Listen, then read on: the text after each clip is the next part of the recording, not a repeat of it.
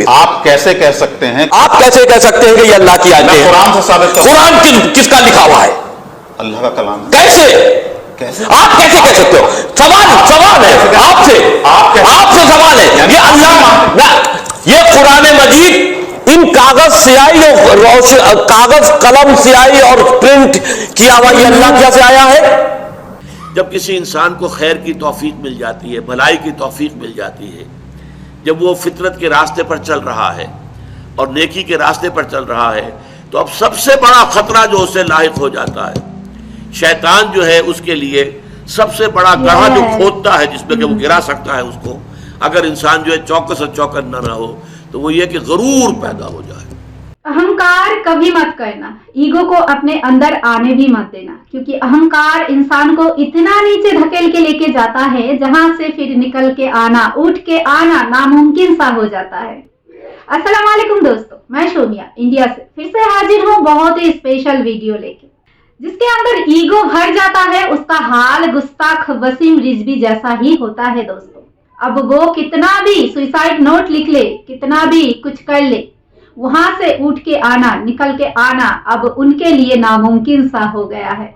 दोस्तों, आज ईगो के बारे में हम सुनने वाले हैं डॉक्टर इसरार अहमद जी से, क्योंकि हम सब जिंदा है, स्वस्थ है और इस जिंदगी को अच्छे राह पे लेके चलिए, दीन के रास्ते पे, ईमान के रास्ते पे चलिए, ईमान को दिल में भर लीजिए दोस्तों, क्योंकि कब क्या होता है कोई नहीं जानता। आज जिंदा है तो इस जीवन को अच्छे काम पे लगाइए, अच्छा बोलिए, अच्छा सुनिए, जिंदगी के साथ कुछ अच्छा करिए ताकि ऊपर जाके हम सब जवाब दे पाए अल्लाह पाक को। तो चलिए पहले वसीम रिजवी का एक छोटा सा क्लिप देख लेते हैं, उसके बाद हम लोग सुनेंगे मुफ्ती साहब को, डॉक्टर इसरार अहमद जी को। तो चलिए स्टार्ट करते हैं। मैं आज खुलकर इसलिए बात कर रहा हूँ क्योंकि मेरी जिंदगी का कोई ठीक नहीं है। मैं बहुत डिप्रेशन में भी हूँ। हो सकता है दुश्मनों से मरने से बेहतर मैं ये फैसला करूँ कि मैं अपने जीवन को खुद समाप्त कर लूँ। आप कह रहे हैं आप अल्लाह को मानते हैं, आप उसकी आयतों को मानते हैं। ना, गलत। रुक जाइए, अल्लाह को मानते हैं, उसकी रुक जाइए। उन फर्जी फेक आयतों को नहीं मानते जो ये 26। आप कैसे कह सकते हैं कि ये अल्लाह की आयतें हैं? कुरान से साबित करो। कुरान किसका लिखा हुआ है? अल्लाह का कलाम है। कैसे आप कैसे कह सकते हो?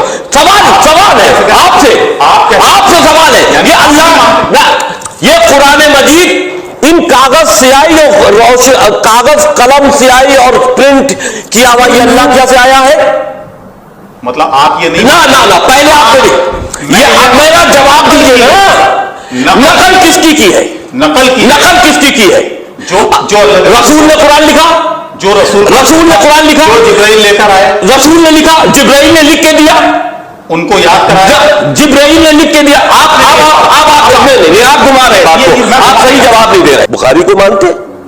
बुखारी शरीफ की हदीस नंबर देख लीजिए आप। जी मैं बता रहा हूं, हदीस नंबर 5003 और 5004, जिसमें यह लिखा है कि जब रसूल का इंतकाल हुआ तो सिर्फ 4 लोग कुरान मजीद के बारे में जानते थे। ठीक, रसूल के साथ हजरत अली रहते थे जो उनके दामाद भी थे और उनके भाई भी थे। बुखारी में आपने नहीं लिखा कि वो कुरान के बारे में जानते थे। खलीफाए अव्वल, खलीफाए दोम,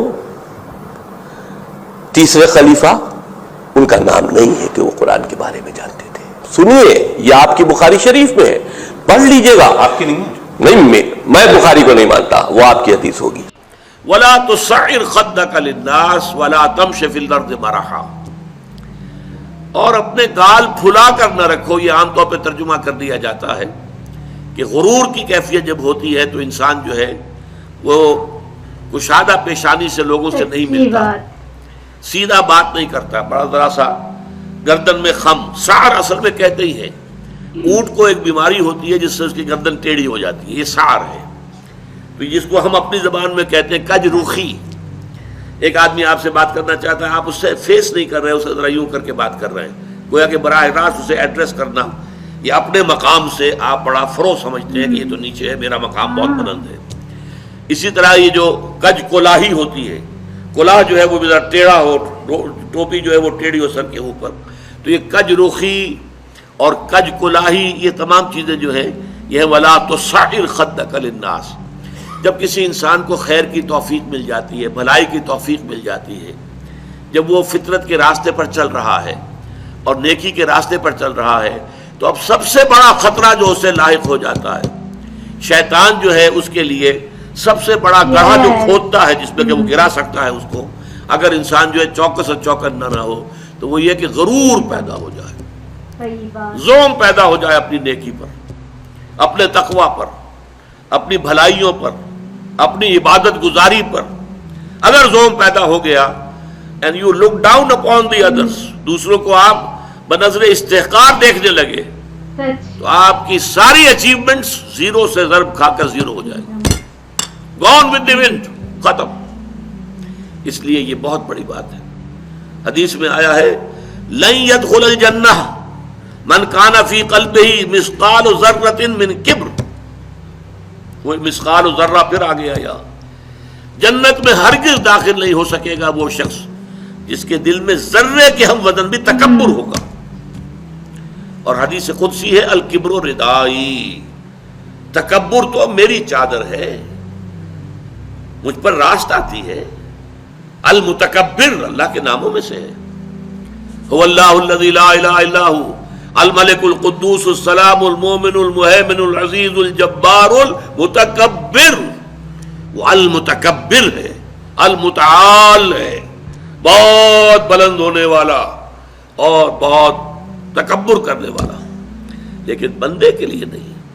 بندے کے دل میں اگر تکبر آ گیا تو اس کی ساری نیکی، سارا تقوی زائل ہو جائے گا. وَلَا تُصَعِّرْ خَدَّكَ لِلنَّاسِ، تواضع ہونی چاہیے. شیخ سعدی نے بڑی خوبصورت اس کے لیے مثال دی ہے.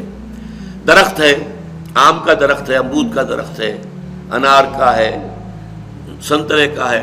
جب اس پر پھل آتا ہے تو شاخیں جھک جاتی ہیں. اسی طرح انسان کو اگر اللہ تعالیٰ خیر عطا کر دے، اچھے ثمرات اس کی سیرت میں، اس کے کردار میں، اس کی شخصیت میں، علم کے اعتبار سے، کردار کے اعتبار سے بھلائیاں آ جائیں، پھل آ گیا ہے، تو اب اس کو جھک جانا چاہیے، تواضع ہونا چاہیے. اس کے بجائے اگر تکبر ہو گیا، گردن اکڑ گئی، تو معلوم ہوا کہ بس سارا اپنا کیا دھرا جو ہے وہ ضائع ہو جائے. وَلَا تُصَعِّرْ خَدَّكَ لِلنَّاسِ وَلَا تَمْشِ فِي الْأَرْضِ مَرَحًا، اور زمین میں اتراتے ہوئے نہ چلو. اکڑ کر چلنا، اترا کر چلنا. مرح جو ہے وہ فرح سے آگے ہے. فرح کہتے ہیں خوشی سے آپے میں نہ سمانا. وہ تو خوشی سے آپے سے باہر ہو گیا، یا وہ نہیں سما رہا تھا، وہ کوئی اور لفظ میرے ذہن میں نہیں آ رہا اس وقت. تو یہ جو اس فرح سے آگے مرح ہے، اس میں یہ ہے کہ انسان اترا کر اپنی بڑائی، اپنی خوبی کا اظہار بھی کرتا ہے. وَلَا تَمْشِ فِي الْأَرْضِ مَرَحًا. اب آپ دیکھیں گے کہ یہ مضامین جو ہیں قرآن مجید میں ان کی اہمیت کا اندازہ اس سے ہوگا.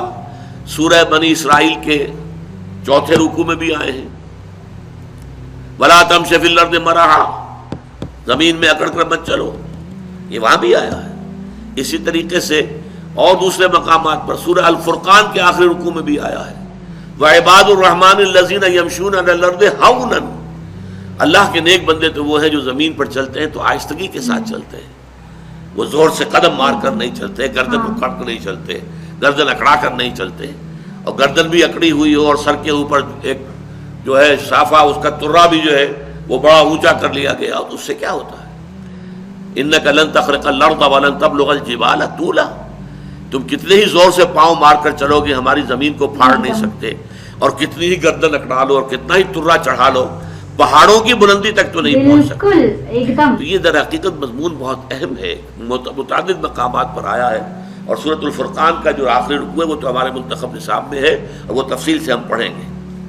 تو وَلَا تُصَعِّرْ خَدَّكَ لِلنَّاسِ وَلَا تَمْشِ فِي الْأَرْضِ مَرَحًا إِنَّ اللَّهَ لَا يُحِبُّ كُلَّ مُخْتَالٍ فَخُورٍ. یقیناً اللہ تعالیٰ کو بالکل پسند نہیں ہے جو اکڑ کر چلنے والے ہیں اور شیخی خورے ہیں. مختال کا لفظ بڑا پیارا ہے، یہ خیل سے بنا ہے. خیل جو ہے اعلیٰ نسل کا گھوڑا، بہت اونچی جس کی پیڈگری ہو. اگر آپ اس کی چال دیکھیں گے، اس کی چال میں ایک تمکنت ہوتی ہے. جب انسان اپنی چال میں یہی تمکنت اختیار کرتا ہے تو یہ اختیال ہے، گویا کہ خیل کا سا انداز اختیار کرنا اپنے چلنے میں، خیل سے باب افتعال بنا اختیال، تو اللہ تعالیٰ کو بالکل پسند نہیں ہے۔